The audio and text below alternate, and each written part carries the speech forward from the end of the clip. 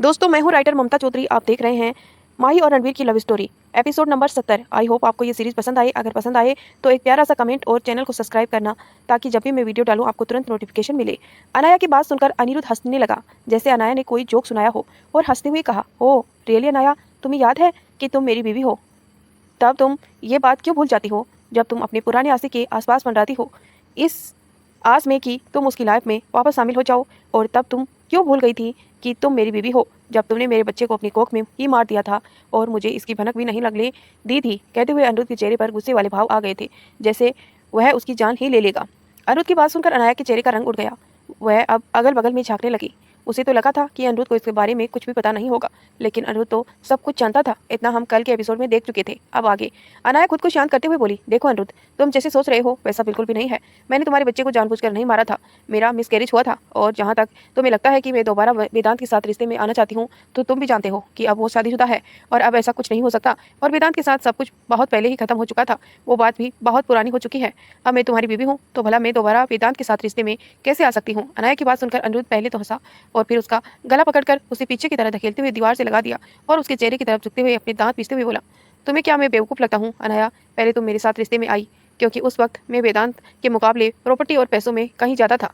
और जब से तुम्हें पता चला है कि वेदांत अब मुझसे कहीं ज़्यादा पावरफुल हो गया है, तो उसके पास वापस जाना चाहती हो। और क्या कहा तुमने कि तुम्हारा मिसकैरेज हुआ था? जिस डॉक्टर के पास तुमने अबॉर्शन कराई गई थी ना, उसी ने तुम्हारी सच्चाई अपने मुंह से बयां की थी कि तुमने जानबूझकर मेरी बेबी को अबॉर्ट कराया था। अनिरुद्ध ने अनाया का गला बहुत कसकर पकड़ा हुआ था। वो उसकी पकड़ से छूटने के लिए छटपटा रही थी।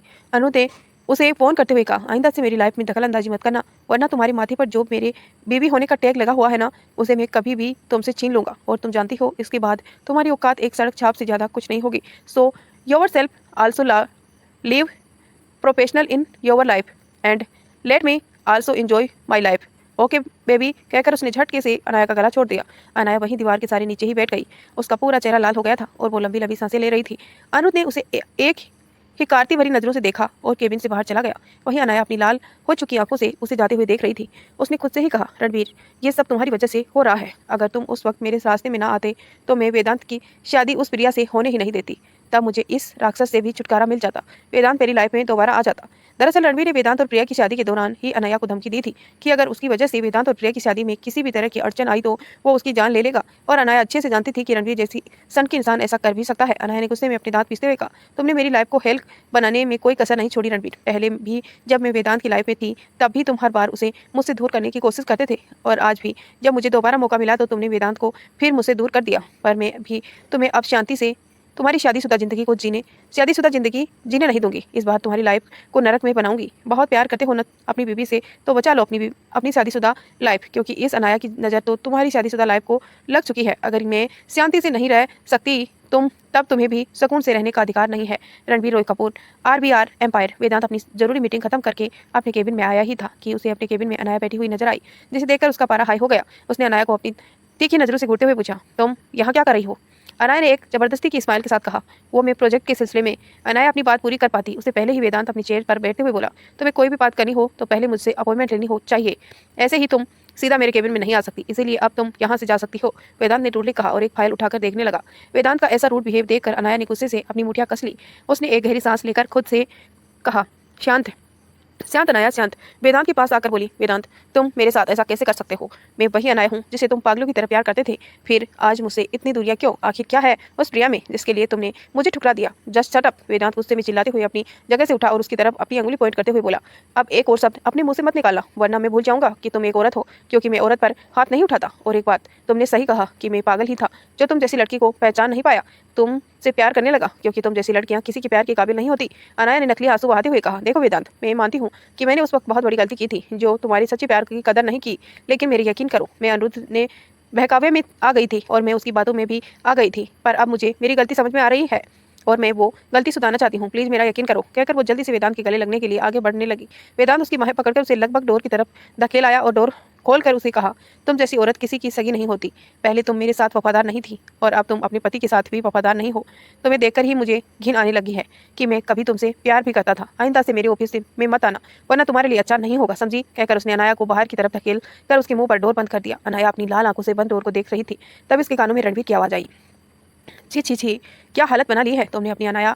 अनाया ने पलटकर उसकी तरफ देखा जहाँ रणवीर अपनी पॉकेट में हाथ डाले उसे एक तिरछी स्माइल के साथ देख रहा था। वो एकदम एकाएक कदम उसकी तरफ बढ़ते हुए आया और उसे के पास पहुंचकर बोला, लुक एट योर सेल्फ, मतलब सेल्फ रिस्पेक्ट नाम की चीज़ तुम में रही ही नहीं है ना। कितनी बार धुतकारी जा चुकी हो, फिर भी अपनी हरकतों से बाज नहीं आती ना। इतने बेशर्म तो नहीं थी तुम अनाया। रणवीर ने उसकी हंसी उड़ाते हुए कहा। रणवीर की बात सुनकर अनाया ने उसकी तरफ गुस्से से लाल आंखों से देखा तो रणवीर ने डेविल हंसी के साथ कहा, oh my God Anaya, please ऐसा मत देखो मुझे, कहीं मैं तुम्हारी नजरों में के वार में मर ही ना जाऊं। अनाया ने गुस्से में उसे घूरते हुए कहा, बस हंसी आ रही है ना रणवीर, बहुत जल्द मैं भी तुम्हारी जिंदगी की सारी खुशियां छीन लूंगी और देख लेना उस वक्त में भी तुम्हारी बर्बाद जिंदगी को देखकर ऐसे ही खुश होंगी। याद रखना, जब एक औरत नफरत करने पर आती है तो अच्छों की अपने कदमों को झुकने पर मजबूर कर देती है। रणवीर रॉय कपूर।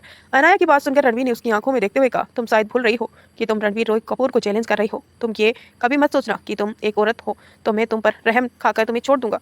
मैं मेरी डिक्शनरी में रहम नाम की कोई चीज़ नहीं है। कहते हुए रणवीर की आंखों के भाव काफ़ी खतरनाक हो गए थे और उसके होठों पर एक रुथलेस स्माइल आ गई थी जो किसी को भी डर से कपाने पर मजबूर कर देती थी। कहते हुए रणवीर ने अनाया के गले की तरफ अपना हाथ बढ़ाया ही था, अनाया डर कर पीछे हो गई। अनाया को ऐसा डर से कांपते हुए देखकर रणवीर ने डेविल स्माइल के साथ उसके चेहरे की तरफ अपना हाथ हिलाते हुए कहा, बाय अनाया, जिंदा रही तो दोबारा मिलेंगी। कहकर रणवीर वहां से चला गया। अनाया अपने सीने पर हाथ रख के अपनी बढ़ती हुई धड़कनों को काबू करने की कोशिश करने लगी और जैसे अभी अभी उसकी जान जाते जाते बची। तो दोस्तों, क्या अनाया कर पाएगी रणवीर की जिंदगी में कुछ दखल अंदाजी, या फिर रणवीर पहले ही उसका मुंह बंद कर देगा? ये तो हम आगे आने वाले एपिसोड में जानेंगे। उससे पहले आप एक प्यारा सा कमेंट कर दीजिए और अगर चैनल पर पहली बार स्टोरी सुन रहे हैं तो प्लीज़ स्टोरी को लाइक कर दीजिए। माही शॉपिंग करके वापस लौट रही थी कि रास्ते में उसकी गाड़ी खराब हो गई। माही ने ड्राइवर से कहा भी कि वह उसके लिए कैब बुक करवा दे, वो उसे में चली जाएगी। पर इस पर ड्राइवर ने कहा, मैं बस गाड़ी थोड़ी देर में ठीक हो जाएगी। माही गाड़ी में बैठने ही की बजाय बाहर निकल गई। आज मौसम काफ़ी अच्छा था और ठंडी ठंडी हवाएं भी चल रही थी। उसके सामने एक पार्क नजर आया तो उसने ड्राइवर से कहा, सुरेश, जब गाड़ी ठीक हो जाए तो मुझे बुला लेना, मैं सामने वाले पार्क में ही हूँ। सुरेश ने कहा, जी मैम साहब, मैं कोशिश करूंगा कि गाड़ी जल्द से जल्द ठीक हो जाए और आपको ज़्यादा इंतजार ना करना पड़े। माही ने हाँ में सिर हिलाया और पार्क की तरफ चली गई। पार्क काफ़ी खूबसूरत था, वहाँ काफ़ी सारे रंग बिरंगे फूल भी खिल रहे थे, काफ़ी सारी हरियाली भी थी। माही खुश होते हुए वहाँ पर लगे खूबसूरत फूलों को देख रही थी। उसे इस पार्क में आकर काफ़ी अच्छा लग रहा था। माही को वहीं एक गुलाब का पौधा नजर आया जिस पर काफ़ी सारे गुलाब के फूल खिले हुए थे। माही ने एक फूल को छूते हुए एक प्यारी सी स्माइल के साथ कहा, तुम सभी काफ़ी खूबसूरत हो। इन फूलों की खूबसूरती भी तुम्हारी खूबसूरती के आगे फीकी है।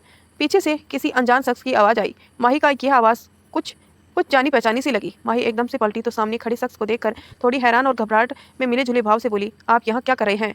सामने अनिरुद्ध खड़ा हुआ था जो अपनी पॉकेट में हाथ डाले एविल स्माइल के साथ उसे ही देख रहा था। जहाँ खूबसूरत फूल होंगे तो भंवरे तो वहीं खुद खींचते चले जाएंगे ना, उसके रस का स्वाद लेने। फिर माही को ऊपर से नीचे तक अजीब नजरों से देखते हुए, तो बस मुझे भी यहीं आना ही था। कहते हुए वो अपने कदम बढ़ाते हुए माही के बिल्कुल करीब आ गया। अनिरुद्ध के पास आने से माही घबरा कर पीछे हो गई। उसने अनिरुद्ध की नजरें बहुत ही परेशान कर रही थी। उसे जल्दी से अपने कदम वहां से जाने के लिए बढ़ा दिए, लेकिन उससे पहले अनिरुद्ध ने उसका हाथ पकड़कर उसे अपनी तरफ खींच लिया। तुम मुझसे इतनी भागती क्यों हो? मैं सिर्फ तुमसे बात ही कर रहा हूँ। अरुण ने माही के चेहरे को अपनी इंटेंस नजरों से देखते हुए कहा। माही अपने हाथ को छुड़ाने की कोशिश करने लगी, पर मुझे आपसे कोई बात नहीं करनी, मेरा हाथ छोड़िए और मुझे यहाँ से जाने दीजिए। पर अनिरुद्ध ने उसका हाथ छोड़ने के बजाय उस पर अपनी पकड़ कस दी। माही ने इस बार अनिरुद्ध पर गुस्से से चिल्लाते हुए कहा, आप मुझे छूने की हिम्मत भी कैसे आपकी मुझे छूने की हिम्मत भी कैसे हुई? लगता है पिछली बार का आप भूल गए हैं कि रणवीर ने आपका क्या हाल किया था।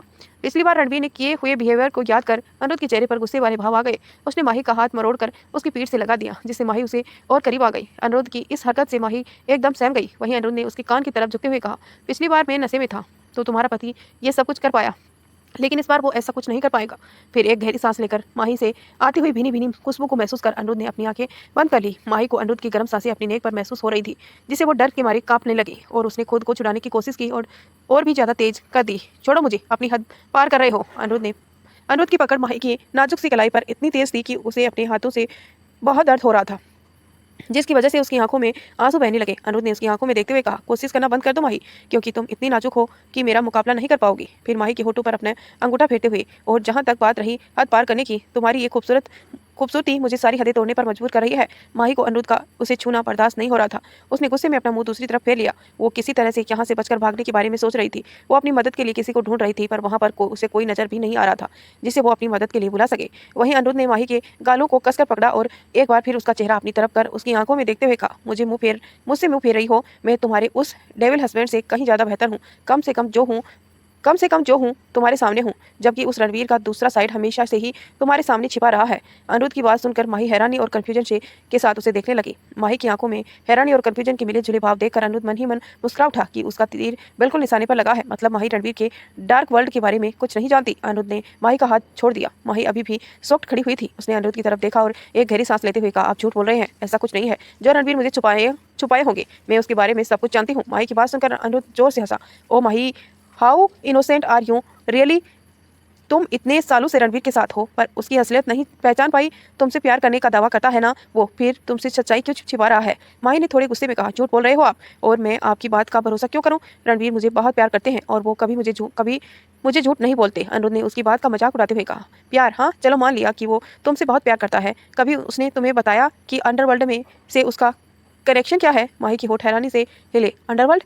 अनिरुद्ध ने कहा, हाँ अंडरवर्ल्ड, पूरा अंडरवर्ल्ड उसके एक इशारे पर काम करता है। और अगर तुम इसके बारे में सारे प्रूफ देखना चाहती हो तो मैं तुम्हें वो भी दिखा सकता हूँ कि तुम्हारे रणवीर के हाथ कितने लोगों के खून से रंगे हुए हैं। माही गुस्से में चिल्लाई, बस कीजिए आप, मेरे रणवीर ऐसा नहीं है। माना उन्हें गुस्सा बहुत आता है लेकिन वो किसी का खून नहीं कर सकते, कहकर माही वहां से भाग गई। अनिरुद्ध जब माही को वहां से भागते हुए देखा तो शैतानी हंसी से बोला, सच से कहाँ तक भाग पाओगी माही। सच बहुत कड़वा है जिसे तुम शायद ही बर्दाश्त कर पाओ। तुम्हें पाने का और उस रणवीर से बदला लेने का बस यही एक तरीका है। कहते हुए उसकी आंखों के भाव गहरे हो गई। माही भागते हुए अपनी गाड़ी के पास आई। जब ड्राइवर ने उसे ऐसे घबराते हुए देखा तो पूछा, क्या हुआ मैम, सब ठीक तो है ना। माही ने खुद को शांत करते हुए कहा, सब ठीक है, गाड़ी सही हो गई। ड्राइवर ने हमें सिर हिलाते हुए कहा, हाँ मैं बस आपको ही बुलाने आने वाला था। ड्राइवर की बात सुनकर माही गाड़ी के अंदर बैठ गई। ड्राइवर ने एक तिरछी नजर से पार्क के गेट के पास खड़े हुए अनिरुद्ध की तरफ देखा जो उसे ही देख रहा था। अनिरुद्ध ने उसे जाने का इशारा किया तो ड्राइवर चुपचाप गाड़ी में बैठ गया और गाड़ी ड्राइव करते हुए वहां से निकल गया। पूरे रास्ते माही के कानों में अनिरुद्ध की बात ही गूंज रही थी। मेंशन पहुंचकर माही अपने रूम में आई और सीधा वॉशरूम की तरफ बढ़ गई। उसने कई बार खुद के मुंह पर पानी के छींटे मारे, खुद को शांत करने की कोशिश की। मिरर में अपना अक्स देखते हुए बोली, नहीं, वो अनिरुद्ध झूठ बोल रहा है, रणवीर ऐसे नहीं है। वो तो मुझसे कुछ छुपाते ही नहीं है। मुझे सिर्फ मेरे रणवीर पर भरोसा करना है, ना कि उस अनिरुद्ध पर। तो दोस्तों, क्या होने वाला है इस रणवीर और माही की लव स्टोरी में, या ये दोनों आपस में कहीं खो जाएंगे या फिर कुछ और ही नया होने वाला है, ये जानने के लिए आपको अभी हमारी कहानी को कंटिन्यू पढ़ना होगा। पहले आप कहानी को लाइक तो कर दीजिए, मैं देख रही हूँ अभी तक आपने कहानी को लाइक नहीं किया है। माही का दिल जैसे किसी अनजान डर से जोर से धड़क रहा था। वो मन ही मन भगवान से प्रार्थना कर रही थी कि ऐसा कुछ भी ना हो।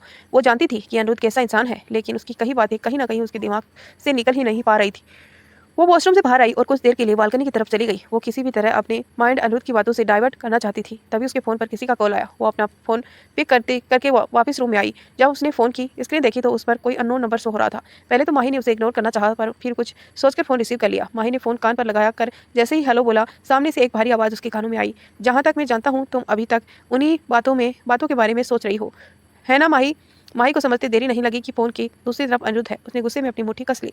पहले ही अनिरुद्ध की बातों ने उसके दिमाग खराब किया हुआ था और अब वो उसकी फ़ोन करके परेशान करना चाहता था। माही ने गुस्से में कहा, आपको मेरा नंबर कहाँ से मिला और मुझे कॉल करके क्यों परेशान कर रहे हो। तो अनिरुद्ध उसकी बात पर पहले तो जोर से हंसा और फिर कहा, तुम्हें लगता है कि अनिरुद्ध राठौड़ के लिए किसी का नंबर निकालना इतना मुश्किल है, और फिर तुम तो उसकी लास्ट की लाइन अधूरी छोड़ दी। लेकिन इससे उसकी गलत नीयत माही समझ चुकी थी। माही ने गुस्से में कहा, दोबारा मेरे नंबर पर कॉल मत करना और मुझे आपकी किसी भी बात पर कोई भरोसा नहीं है, समझे आप। कहकर माही जैसे ही फ़ोन डिस्कनेक्ट करने वाली थी तभी अनिरुद्ध की आवाज़ दोबारा आई, अरे मेरी बात सुन तो लो, कहीं बाद में पछताना ना पड़े। अनिरुद्ध ने कहा, देखिए अगर आप सोच रहे हैं कि आप रणवीर के बारे में किसी भी तरह की कोई गलतफहमी मेरे दिमाग में डाल सकते हैं तो आप गलत हैं।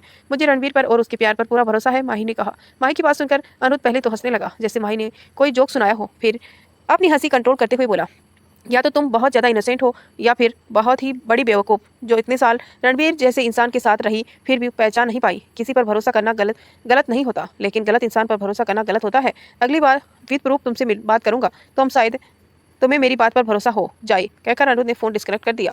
माही अभी भी फ़ोन कान पर लगाई हुई थी, जैसे वो किसी और की दुनिया में खोसी गई हो। वो ऐसे ही बेड पर के बगल में धम से नीचे बैठ गई। उसका दिमाग जैसे काम ही नहीं कर रहा था। कुछ देर बाद उसने खुद को बड़बड़ाते हुए कहा, नहीं रणवीर कभी मुझे कुछ नहीं छुपा सकते, मुझसे मेरे प्यार पर पूरा भरोसा है। रात का वक्त, रणवीर और वेदांत दोनों ही बार में बैठे हुए ड्रिंक कर रहे थे। वेदांत ने अपनी ड्रिंक का एक सिप लेते हुए कहा, आरव का ऑपरेशन कब तक होगा। 8 दिन बाद की डेट है, रणवीर ने कहा और अपनी ड्रिंक पीने लगा। उसके बाद सनाया को वापस भेजने में ज़्यादा देर मत करना, और वैसे भी हमारी आदमी वहाँ उसकी सिक्योरिटी का पूरा ध्यान रख लेंगे। वेदांत ने कहा, हाँ मैं भी ऐसे ही सोच रहा हूँ, क्योंकि जब से सनाया और आरव यहाँ आए हैं मैं माही को ज़्यादा वक्त नहीं दे पा रहा हूँ। वो कहती ही नहीं है, लेकिन उसके चेहरे से सब नजर आता है। रणवीर ने कुछ सोचते हुए कहा, इतना आसान नहीं होता किसी भी पत्नी के लिए ये बर्दाश्त करना कि उसका पति अपनी एक्स गर्लफ्रेंड के दोबारा कॉन्टेक्ट में आया। बस तुम इस बात का ध्यान रखना कि तुम्हारे देह वादे की वजह से तुम माही को इग्नोर मत करना, और जहाँ तक हो सके तुम सनाया से दूरी बना कर रखना, ताकि उसके मन में तुम्हारे लिए वापस वो फीलिंग ना जागे। वेदांत ने कहा, क्योंकि वेदांत नहीं चाहता था कि सनाया की वजह से माही और रणवीर के रिश्ते में किसी तरह की कोई प्रॉब्लम ना हो जाए। रणवीर ने उसे घूरते हुए कहा, तुम तो मुझे ऐसे समझा रहे हो जैसे मैं कोई छोटा बच्चा हूँ। मैं अपनी माही को कभी इग्नोर नहीं कर सकता, और ना ही मैं उसे और मेरे बीच में किसी तीसरे को आने दे सकता हूँ। वेदांत ने हंसते हुए कहा, मुझे पता है कि तुम छोटे बच्चे नहीं बल्कि 2 बच्चों के बाप हो, लेकिन एहतियात बरतना भी जरूरी है। Oh bro, I will take care, Ranveer ने हंसते हुए कहा। रणवीर जब रात को रूम में आया तो उस वक्त तक माही सो चुकी थी। उसे थोड़ा अजीब लगा, क्योंकि माही अक्सर उसका वेट करती थी और कई बार उसे फ़ोन करके उसके घर आने का पूछती थी। फिर उसने मन ही मन सोचा, शायद ज़्यादा थक गई होगी, इसीलिए जल्दी सो गई होगी। वो चेंज करके वॉशरूम की तरफ बढ़ गया। रणवीर ने जाते ही माही ने अपनी आंखें खोल ली। माही को रणवीर के बाद बिना नींद नहीं आती थी, इसीलिए उसने घर लौटने का इंतजार करती थी। पर आज उसका मूड खराब था, इसीलिए वो जल्दी ही सोने की कोशिश कर रही थी, पर उसे नींद नहीं आ रही थी। जब उसे डोर खोलने की आवाज़ आई तो उसने जल्दी से अपनी आंखें बंद कर ली, क्योंकि वो जानती थी कि रणवीर उसके चेहरे से ही पहचान जाएगा कि माही परेशान है, और वो उसे तब तक उसकी परेशानी का कारण पूछेगा जब तक वो बता नहीं देती। रणवीर जैसे ही शावर लेकर वापस बेड की तरफ आया, माही ने जल्दी से अपनी आंखें बंद कर ली। रणवीर ने इस वक्त एक नाइट लोअर ही पहना हुआ था। उसे हमेशा शर्टलेस होकर सोने की आदत जो थी, वो माही के बगल में ही आकर लेट गया और माही की कमर थामकर उसे अपने बहुत करीब कर लिया। रणवीर ने माही के चेहरे को गौर से देखा तो समझ गया कि माही जाग रही है, सिर्फ सोने का नाटक कर रही है, क्योंकि माही की बंद पलकों के नीचे उसकी आंखें खिल रही थी। माही मन ही मन यह मान रही थी कि रणवीर ये जान न जाए कि वो जाग रही है। वो ये सोच ही रही थी कि तभी उसे अपने होठों पर रणवीर के सख्त होठ का टच महसूस हुआ। माही ने एकदम से अपनी आंखें खोल दी और अपनी आंखें बड़ी करके रणवीर को देखने लगी, जो आंखें बंद किए हुए उसे किस कर रहा था। रणवीर ने किस करते हुए ही माही की आंखों पर अपनी हाथ रख दिया और कुछ देर की किस ब्रेक करने के बाद बोला, जस्ट फील इट, कहकर वो वापस उसे किस करने लगा। माही भी कुछ पलों के लिए उसी किस में खो गई, लेकिन तभी उसे वापस वही बातें याद आने लगी, पर उसने अपने मन के विचारों को झटका और रणवीर के एहसास में खोने लगे। सुबह का वक्त माही जल्दी से उठकर रेडी हो गई। जब वो ड्रेसिंग कर के सामने खड़ी अपने लंबे बालों को सुलझा रही थी, तभी रणवीर के हाथ का स्पर्श उसके अपनी कमर पर महसूस हुआ। माही ने इस वक्त एक ग्रीन कलर की साड़ी पहनी हुई थी, जिसमें वो झांकती उसकी गोरी इस स्लिम कमर देख रणवीर उसे छूने की से खुद को रोक नहीं पाया। रणवीर कुछ देर पहले ही जागा था जब माही के हाथों की चूड़ियों की मधुर खनक उसके कानों में गई। माही ने अपनी पलक उठाकर मिरर में रणवीर के अक्स को देखा। रणवीर की नजरें महसूस कर माही की गाल गुलाबी हो गई। उसने शर्म कर अपनी पलकें झुका ली। माही को ऐसा शर्माता हुआ देखकर रणवीर के होठों पर स्माइल आ गई। उसने माही की नेक पर किस करते हुए कहा, हमारे बीच कितनी बार ये सब कुछ हो चुका है, लेकिन तुम आज भी मुझसे ऐसे शर्माती हो जैसे पहली बार मैं तुम्हारे करीब आया हूँ, कहकर उसने माही को झटके से पलट दिया और उसकी कमर थामकर उसे अपने करीब कर लिया। माही ने रणवीर के सीने पर अपना हाथ रखकर कहा, मैं आपकी तरह बेशर्म नहीं हूं ना, इसीलिए। रणवीर ने उसकी नेक पर अपने होठ को फेरते हुए कहा, तुम्हारी ये शर्म भी मुझे बहकाने पर मजबूर कर देती है। तुम मेरे लिए एक ऐसा नशा की तरह हो जिसकी मुझे हर वक्त तलब रहती है। रणवीर माही से आती उसकी भीनी भीनी खुशबू में दोबारा बहकने लगा था, पर माही उसे खुद से दूर करने की कोशिश करते हुए बोली, रणवीर छोड़िए ना मुझे, कल भी पूरी रात आप मुझे परेशान कर रहे थे, क्या आपका मन नहीं भरता। रणवीर ने माही को अपनी गोद में उठा लिया और उसे लेकर वॉशरूम की तरफ बढ़ गया। रणवीर ने माही को शावर के नीचे खड़ा कर दिया और कहा, जब जब तुम्हारे करीब आता हूं ना, तुम्हें पानी की चाह और भी ज्यादा बढ़ जाती है, और तुम मन भरने की बात कर रही हो, कहते हुए उसने शावर ऑन कर दिया। जब दोनों ही साथ साथ भीगने लगे, माही ने शावर बंद करने की कोशिश करते हुए कहा, मैं शावर ले चुकी हूँ, आप मुझे दोबारा गीला कर रहे हैं। रणवीर ने उसके हाथों को पकड़कर रोक दिया और उसकी साड़ी के पल्लों को गिराते हुए कहा, क्योंकि मुझे तुम्हारे साथ शावर लेना है। माही समझ गई कि अब वो रणवीर को नहीं रोक सकती, इसीलिए उसने खुद को पूरी तरह रणवीर के हवाले कर दिया। रणवीर भी पूरे 2 घंटे तक अपनी मनमानी करता रहा। माही रणवीर के सीने पर अपना सिर रखे हुए लेटी हुई थी, वहीं रणवीर बेड से हेड रेस्ट से टेक लगाकर माही के रेशमी बालों में अपनी उंगलियां फेरते हुए अपना फोन देख रहा था। माही को तभी कुछ ध्यान आया। उसे अपना सिर उठाकर रणवीर की तरफ देखते हुए कहा, रणवीर, आज दोपहर को आपको बच्चों के स्कूल जाना है। रणवीर ने अपना ध्यान फोन से उठाकर माही की तरफ सवालिया नजरों से देखा तो माही ने कहा, वो कल मैं बताना भूल गई थी कि हीरो और माही ने स्पोर्ट्स में पार्टिसिपेट किया है ना, तो हमें वहाँ जाना होगा। रणवीर ने कहा, ठीक है, वैसे कितने बजे जाना है। माही ने कहा, 11 बजे तक, मैं पहले ही वहाँ चली जाऊँगी, आप 11 बजे तक वहाँ पहुँचना। तभी वो चौंकते हुए बेड सीट लेफ्ट बेड से उतरते हुए बोली, मुझे बच्चों को स्कूल के लिए रेडी भी करना है, उन्हें देर हो जाएगी। कहते हुए माही वॉशरूम की तरफ भागी। रणवीर ने उसे टोकते हुए कहा, आराम से गीत मत जाना। फिर अपनी आइस रोल करते हुए, दो बच्चों की माँ होने के बावजूद ये खुद भी अभी बच्ची जैसी है, कहकर उसने अपना सिर हिलाया और वापस फोन चलाने लगा। माही और सारिका बच्चों के साथ ही उसके स्कूल चली गई थी। उसे प्रिया और रूही को भी स्कूल बुला लिया था। दोपहर के 11:30 बज चुके थे। रुद्र भी स्कूल पहुंच गया था, लेकिन रणवीर का कहीं कुछ पता नहीं था। माही ने रुद्र से पूछा, जीजू रणवीर अभी तक नहीं आए, कहाँ है वो? रुद्र ने कहा, माही रणवीर तो कब का ऑफिस से निकल गया, शायद किसी काम में फंस गया होगा, बस आता ही होगा। माही ने एक फीकी सी स्माइल के साथ कहा, हाँ शायद कोई काम भी आ गया होगा, मैं वेट कर लेती हूँ। पर काफी देर हो गई, रणवीर का कहीं कुछ पता ही नहीं था। माही ने कई बार रणवीर का फोन ट्राई किया, लेकिन बेल जाने के बावजूद रणवीर ने फोन रिसीव नहीं किया। तभी माही के फोन की स्क्रीन पर एक मैसेज का नोटिफिकेशन आया। माही ने मैसेज ओपन करके देखा। जैसे ही देखा, उसका दिमाग एकदम से ब्लैंक हो गया। तो दोस्तों क्या था मैसेज में जिससे माही का दिमाग ब्लैंक हो गया, ये तो हम आगे जानेंगे। उससे पहले आप वीडियो को लाइक कर दीजिए और एक प्यारा सा कमेंट भी हमारे लिए छोड़ दीजिए, ताकि मुझे मोटिवेशन मिले। और अगर चैनल पर आप पहली बार स्टोरी देख रहे हैं तो प्लीज़ चैनल को सब्सक्राइब करके नोटिफिकेशन ऑन कर लीजिए, ताकि जब भी मैं वीडियो डालूं आपको तुरंत नोटिफिकेशन मिले। माही की पकड़ अपने फ़ोन पर कस गई। मैसेज में कुछ फोटो थे जो रणवीर और सनाया के करीब को दिखा रहे थे, जिसमें सनाया और रणवीर दोनों ही काफ़ी करीब नजर आ रहे थे। रणवीर ने वही कपड़े पहने हुए थे जो आज सुबह वो घर से पहन कर गया था। तो माही को समझते देरी नहीं लगी कि ये आज की ही पिक है। कुछ पल के लिए तो उसे लगा कि जैसे उसके पैरों के में जान ही नहीं रही। वो एकदम से लड़खड़ा गई। इससे पहले कि वो गिरती, उसे दीवार का सहारा ले लिया और खुद को गिरने से बचा लिया। चाहे चाहे हमारा प्यार कितना भी सच्चा और कितना भी गहरा क्यों ना हो, लेकिन एक वक्त पर हम उसके लिए इनसिक्योरिटी हो ही जाती है। और माही के सामने तो ऐसे फोटोज थी, तो भला वो उन्हें कैसे इग्नोर कर सकती थी। माही पहले ही थोड़ी परेशान थी सनाया के वापस आने से, और उसके बाद ऐसी फोटोज देखकर तो जैसे उसके दिमाग का काम करना ही बंद कर दिया था। तभी उसका फोन रिंग होने लगा। माही ने फोन की स्क्रीन देखी तो वही अननोन नंबर था जिसमें अनिरुद्ध ने कल उसे कॉल किया था। माही को समझते देरी नहीं लगी कि ये फोटो अनिरुद्ध ने ही उसे सेंड की है। एक बार तो माही ने कॉल डिस्कनेक्ट कर दिया। वो अभी किसी से कोई बात नहीं करना चाहती थी, खासकर अनिरुद्ध से तो बिल्कुल भी नहीं। सारिका जो माही को ढूंढते हुए वापस उसी तरफ आई थी, तो उसे माही को इतना ज़्यादा परेशान देखा तो उसके पास आकर पूछा, माही क्या हुआ, तुम कुछ ठीक नहीं लग रही हो। माही, जिसका इस वक्त रोने का मन कर रहा था, उसने किसी तरह से खुद को कंट्रोल किया और सारिका से कहा, हाँ दी, बस थोड़ी सी तबीयत ठीक नहीं लग रही है, मैं ऐसे करती हूँ, मैं घर चली जाती हूँ, आप बच्चों को लेकर आ जाना। सारिका ने कहा, ठीक है, मैं एक काम करती हूँ, रुद्र को तुम्हारे साथ भेज देती हूँ। तो माही ने कहा, नहीं जीजू से आप कुछ मत कहिए, मैं ड्राइवर के साथ घर चली जाऊंगी। सारिका ने दोबारा पूछा, श्योर? तो माही ने हाँ में सिर हिला दिया। सारिका ने कहा, ठीक है, ध्यान से जाना और घर पहुंचकर मुझे कॉल कर देना। माही ने अपने कदम एक एग्जिट गेट की तरफ बढ़ा दिए। इस वक्त उसे लग रहा था कि जैसे उसके पैर भी उसका साथ नहीं दे रहे, पर वो सारिका के सामने कुछ रिएक्ट नहीं करना चाहती थी। अभी वो बाहर आकर अपनी गाड़ी में बैठने ही वाली थी कि एक बार फिर से अनिरुद्ध का कॉल आया।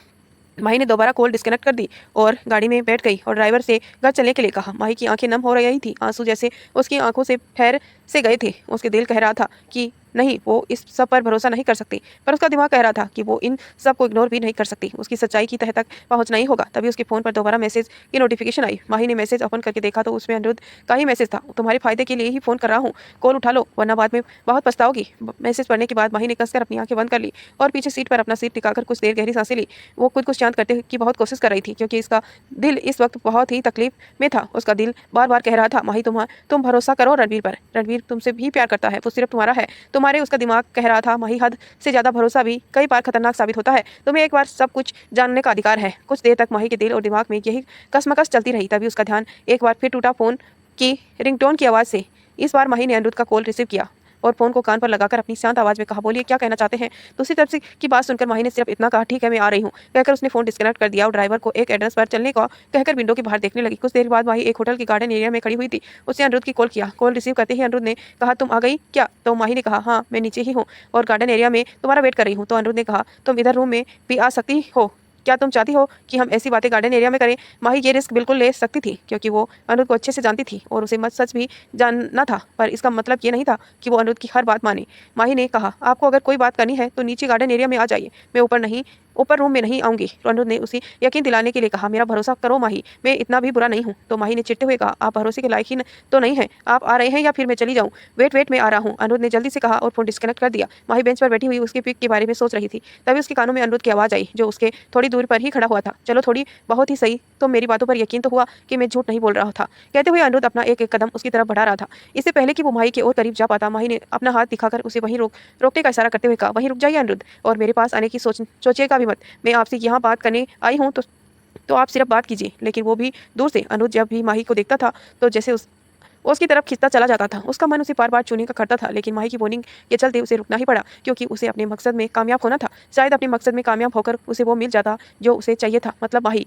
वो यही तो करना चाहता था। रणवीर को सबसे कीमती चीज उसके छीनना चाहता था वो, ताकि उसका बदला भी पूरा हो सके और उसकी चाहत भी। इसके लिए उसे माही का भरोसा जीतना कहीं ज्यादा जरूरी था। माही की बात सुनकर उसने बड़े कदम वहीं पे रुक गए। माही ने अनिरुद्ध की तरफ बिना देखे ही कहा, बताइए क्या बताना चाहते हैं आप मुझे। माही को ऐसा देखकर अनिरुद्ध के चेहरे पर डेविल स्माइल आ गई। फिर भी उसने छिपाते हुए काफी सीरियस टोन में कहा, रणवीर इंडिया का नंबर 1 और वर्ल्ड के टॉप 3 बिजनेस टाइकून में एक है। यही पहचान जानती हो ना तुम उसकी उसकी एक दूसरी पहचान भी है। जानती हो वो क्या है। माही ने अपनी नम आंखों से अनिरुद्ध की तरफ सवालिया नजरों से देखा तो अनिरुद्ध ने आगे कहा, अंडरवर्ल्ड किंग रणवीर रॉय कपूर, जुर्म की दुनिया का बेतहास बादशाह। अनिरुद्ध की बात सुनकर माही एकदम शॉक्ड हो गई और खड़े होते हुए बोली, क्या बकवास कर रहे हो आप।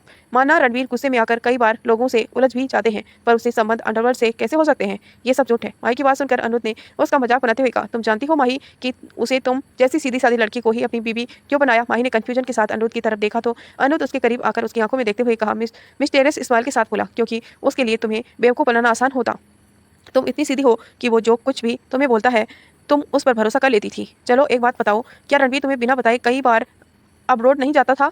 माही ने कुछ सोचते हुए कहा, रणवीर अपने बिजनेस के सिलसिले में अब्रोड जाते हैं। अनिरुद्ध ने थोड़ा कंसर्न दिखाते हुए कहा, ओह माही, हाउ इनोसेंट आर यू। अगर वो बिजनेस मीटिंग के लिए जाता भी था तो तुम्हें बताकर जाने में क्या हर्ज था। लेकिन वो कहाँ जा रहा है, क्यों जा रहा है, इसका पता बीबी होने के नाते तुम्हें भी नहीं होता था। तुम्हारा हस्बैंड जाने कितने लोगों की बेरहमी से हत्या का दोषी है, जिनके हाथों में वो तुम्हें छूता है ना, जाने कितने लोगों के खून से सने हुए हैं। अनिरुद्ध की बात सुनकर माही थमसिन वहीं बेंच पर बैठ गई, जैसे वो एक शॉकिंग स्टेज पर थी। माही खुद में ही बड़बड़ाई, नहीं, ऐसा नहीं हो सकता, ये सब झूठ है। मेरे रणवीर ऐसे नहीं है। अनिरुद्ध उसके पीछे ही आकर अपने दोनों हाथ बेंच की बैग पर टिका के वो माही की तरफ थोड़ा झुका और माही के कान के करीब आते हुए बोला, पर ऐसा ही है, वो इस जुर्म की दुनिया का सबसे सनकी और बेरहम इंसान है। वो बड़ी क्लियरिटी के साथ लोगों को मौत देता है। और रही बात सनाया की, तो रणवीर ने शायद उसके बारे में पूरी सच्चाई तुम्हें नहीं बताई है। सनाया का जिक्र करते हुए अनिरुद्ध की आंखों में एक अजीब सी तरह की एक्सप्रेशन नजर आ रही थी।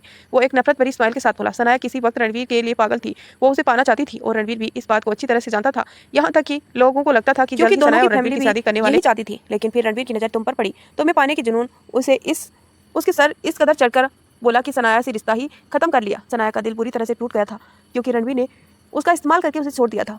अनिरुद्ध की कही एक एक बात जैसे माही के दिल को बुरी तरह से तोड़ रही थी। माही पर अपनी बात का असर होता देख अनिरुद्ध के होठों पर एक विनिंग स्माइल आ गई, क्योंकि वही तो हो रहा था जो वो करना चाहता था। अनिरुद्ध ने अपनी बात को आगे बढ़ाते हुए कहा, कुछ सालों बाद सनाया ने उसके दोस्त डैनियल के साथ शादी कर ली। डैनियल इटली का सबसे बड़ा माफिया होने के साथ साथ रणवीर का दोस्त भी था। रणवीर के कारण ही उसकी जान चली गई थी। हाँ, ये बात अलग है कि रणवीर को बचाने के लिए ही डैनियल ने अपनी जान दी थी और उसे वादा लिया था कि वो उसके बेटे का ख्याल रखे। लेकिन रणवीर ये काम किसी और से भी तो करवा सकता है ना। इसके लिए सनाया के घर देर रात रुकने की क्या जरूरत है। अनिरुद्ध का कहा एक एक शब्द माही के दिल में हजारों छुरियां चला रहा था। माही को हर वो रात याद आ रही थी जब रणवीर देर रात घर वापस आता था और उसके अनिरुद्ध की बात भी सही लग रही थी। रणवीर ये काम अपने आदमियों से भी तो करवा सकता था, फिर हर बार वही क्यों बार बार सनाया के पास जाता है। कहीं ये तो नहीं कि एक बार फिर से वो दोनों ये सोचकर ही माही की आंखों में लगातार आंसू बहने लगे। अनिरुद्ध ने एक झूठे अफसोस के साथ कहा, आज भी जहाँ तुम रणवीर का वेट कर रही थी वहीं रणवीर अपनी एक्स गर्लफ्रेंड के साथ टाइम स्पेंड कर रहा था। शायद तुम नहीं जानती कि लड़कियां उसकी कमजोरी है और इतने सालों बाद सनाया और रणवीर के दिल में एक दूसरे के लिए फीलिंग दोबारा जा गई हो। पर जो भी हो, मुझे तुम्हारे लिए काफ़ी बुरा फील हो रहा है। वही माई के दिल में और दिमाग में एक अलग ही जंग छिड़ी हुई थी। वो अब गुस्से में उठी और अनिरुद्ध की तरफ अपनी अंगुली पॉइंट करते हुए बोली, झूठ, सब झूठ है। आप सिर्फ मेरे रणवीर के और मेरे बीच में गलतफहमी डालने की कोशिश कर रहे हैं, पर ऐसा कभी नहीं होगा। माही ऐसा बोलने को बोल रही थी, लेकिन अंदर ही अंदर वो जैसे टूट रही थी। कभी कभी हमारा सामना जिंदगी के कुछ ऐसी हकीकत से होता है जिन पर हम चाह कर भी भरोसा नहीं कर पाते। हमें उस वक्त ऐसा लगता है कि जैसे हम कोई बुरा सपना देख रहे हैं, लेकिन हकीकत और सपने में फ़र्क होता है। हम ये भरोसा नहीं कर पाए क्या वाकई में ऐसा कुछ हो रहा है हमारे साथ, या वाकई में ऐसा कुछ हुआ है हमारे साथ। हमारा दिमाग इस बात को एक्सेप्ट कर ही नहीं पाता। कुछ यही हालात आज माही की हो रही थी। हाँ, यह बात अलग है कि अनिरुद्ध ने कुछ बातें उसे झूठ भी बोली थी, वो सिर्फ अपने मकसद को पूरा करने के लिए। अनिरुद्ध की गहरी निगाहें माही के फेस पर हर एक्सप्रेशन को नोट कर रही थी। वो इतना तो समझ गया था कि उसका मकसद अपने पहले पड़ाव को पार कर चुका है। उसने माही की झूठी हमदर्दी जताते हुए कहा, मुझे पता है कि तुम इस वक्त बहुत दर्द में हो और किसी भी औरत के लिए ये बर्दाश्त करना बहुत मुश्किल होता है। तुम्हारे लिए भी है। आखिर तुमने रणवीर पर आंख बंद करके भरोसा जो किया था, रणवीर ने बदले में तुम्हें क्या दिया? सिर्फ धोखा। पति पत्नी में किसी भी बात को छुपाना गलत ही होता है। तुम्हारे बारे में रणवीर सब कुछ जानता है, लेकिन रणवीर के बारे में तुम क्या जानती हो? कुछ भी नहीं, या फिर वही जो तुम्हें दिखाना चाहता था। अगर रणवीर इतना ही सही था तो रणवीर के प्यार में इतनी भी सच्चाई थी तो इतनी बड़ी बात रणवीर ने तुमसे क्यों छुपाई? क्योंकि मैंने कहा ना कि तुम उसकी सिर्फ जिद और जुनून थी। वो सिर्फ तुम्हें पाना चाहता था। अगर वो इसी सच्चाई को तुम्हारे सामने रखता तो तुम कभी भी उसके नहीं होती। और आज भी वो जानता है कि तुम जिस दिन ये सच तुम्हारे सामने आ जाएगा तो तुम उसे छोड़ दोगे। अनुरोध ने आगे आग में घी डालने की में कोई कसर नहीं छोड़ी थी। माही ने अपने दोनों कानों पर अपने हाथ से ढकते हुए कहा, बस कीजिए अनुरोध, बस कीजिए, मुझे और कुछ नहीं सुनना। पर अनुरोध अब पीछे कैसे हट सकता था? वो माही के सामने होते हुए बोला, अगर तुम्हें मेरी बात झूठी लगी ना तो जाओ अपने उस लविंग केयरिंग हस्बैंड से पूछो कि सच क्या है। क्यों वो तुम्हारी नज़र से नज़र मिलाकर कह सकता है कि मेरी किसी भी बात में झूठ है, कि उसका अंडरवर्ल्ड से कोई कनेक्शन नहीं है? क्या वो जुर्म की दुनिया का बेताज बादशाह नहीं है? क्या कोई ऐसा जुर्म है जो उसने नहीं किया है? क्या कई लोगों के खून से उसके हाथ नहीं रंगे हुए हैं? तुम्हें जवाब अपने मिल जाएगा। माही बहुत मुश्किल से खुद को संभाल पा रही थी। वो अनुज के सामने आंसू नहीं बहाना चाहती थी, लेकिन थी तो वो भी इंसान ही ना। आज उसका सामना ऐसी सच्चाई से हुआ था जिससे के बारे में उसे बुरे से बुरे ख्वाब में भी नहीं सोचा था। वो जिससे प्यार करती थी वो कई लोगों का कातिल, ये बात सोचकर ही अंदर कांप गई थी। माही हमेशा सीधी सादी दुनिया में रहने वाली लड़की थी, जहाँ खून खराबा, मारपीट, इन सब चीज़ों का तो कोई कुछ लेना देना ही नहीं था। ये सब चीज़ें सिर्फ उसने मूवी में देखी थी। वह तो सोच भी नहीं सकती थी कि ये सब कुछ हकीकत में भी होता है। किसी का मर्डर करना तो बहुत बड़ी बात है। अनिरुद्ध ने उसके सामने सच्चाई कुछ इस तरह से रखी थी कि वो चाहकर भी उसे अनदेखा नहीं कर पा रही थी। वो कहते हैं ना कि अगर एक झूठ को अगर 100 बार बोला जाए तो कहीं ना कहीं हमें वो सच लगने लगता है। कुछ ऐसा ही हालत माही की भी हो रही थी। माही ने एक गहरी सांस ली और अपनी हथेली से अपने आंसू पोंछे और अपने कदम वहां से जाने के लिए बढ़ा दिया। अनिरुद्ध अभी उसे रोकना चाहता था, लेकिन उसे माही को जाने दिया, क्योंकि उसे लग रहा था कि अब माही लौटकर उसके पास ही आएगी। माही अपने बोझिल कदमों के साथ अपनी गाड़ी तक पहुंची। गाड़ी में बैठकर उसने ड्राइवर से घर चलने के लिए कहा। वो पूरी तरह से अपने ख्यालों में खोई हुई थी। उसके दिमाग में हजारों तरह की बातें चल रही थी। अनिरुद्ध का कहा एक एक शब्द उसके दिमाग में हथौड़े की तरह बज रहा था। उसे याद आ रहा था कि कब कब रणवीर उसे बिना बताए कहीं चला जाता था। वो कहाँ है, कैसा है, उसे पता ही नहीं होता था। कई बार वो रणवीर को फ़ोन करती थी, लेकिन वो माही का फ़ोन नहीं उठाता था, न ही उसे मैसेज का कोई जवाब देता था। आज जैसे उसे लग रहा था कि उसका और रणवीर का रिश्ता ही झूठ की बुनियाद पर टिका हुआ है। वो कब तक घर पहुँच गई और अपने रूम में आ गई, उसे पता ही नहीं चला। अब वो खुद को रोने से रोक नहीं पाई और वहीं पर्स पर बैठकर जोर जोर से रोने लगी। रणवीर शाम होते ही जल्दी से पेंशन लौट आया था। उसे लग रहा था कि आज माही उसे जरूर नाराज होगी, क्योंकि आज वो स्कूल टाइम पर नहीं पहुंच पाया था, बल्कि वो तो स्कूल पहुंचा ही नहीं था। उसे नहीं पता था कि माही भी वहाँ से जल्दी निकल गई थी और उसे अपनी बीवी को मनाना भी था। रणवीर अपने रूम में पहुंचा तो रूम में अब बिल्कुल अंधेरा था। रात होने को थी, इसीलिए रूम में छुपा अंधेरा हो रहा था। रणवीर को थोड़ा अजीब लगा, क्योंकि माही को अंधेरा बिल्कुल पसंद नहीं था। वो चाहे रूम में हो या ना हो, पर वो रूम में हमेशा लाइट ऑन करके रखती थी। रणवीर को रूम में कुछ अजीब सी आवाज़ भी आ रही थी, जैसे कोई खुद में ही धीरे धीरे बड़बड़ा रहा है। रणवीर ने गौर से सुना तो ये माही की आवाज़ थी। रणवीर ने जल्दी से लाइट का स्विच ऑन किया। पूरा रूम रोशनी से भर गया। रूम की हालत देखकर रणवीर एकदम से शॉक रह गया, क्योंकि पूरा रूम बिखरा हुआ था। सब चीज़ें इधर उधर गिरी हुई थी और देख कर ही लग रहा था कि इसका जानबूझकर फेंका गया है। रणवीर धीरे धीरे कदमों से बेड की तरफ गया तो देखा माही बेड के पास ही एकदम सिकुड़ कर बैठी हुई थी। उसकी हालत देखकर रणवीर का दिल जैसे धक से रह गया। माही ने अपने सिर घुटनों में छिपाए हुए था और वो एक ही बात बार बार रिपीट कर रही थी, नहीं, ये सब एक बुरा सपना है, ये सब सच नहीं है। मेरा बुरा सपना टूट जाएगा, इसे टूटना ही होगा। ये एक पूरा सपना है, ये सच कभी नहीं हो सकता। रणवीर जल्दी से घुटनों के बल माही के पास बैठा और उसे सहलाते हुए बोला, माही क्या हुआ तुम्हें, और ये क्या हालत बना रखी हो तुमने अपनी? रणवीर के हाथों का टच महसूस करते ही माही ने अपने सिर धीरे से उठाकर रणवीर की तरफ देखा। माही का पूरा चेहरा आंसू से भीगा हुआ था।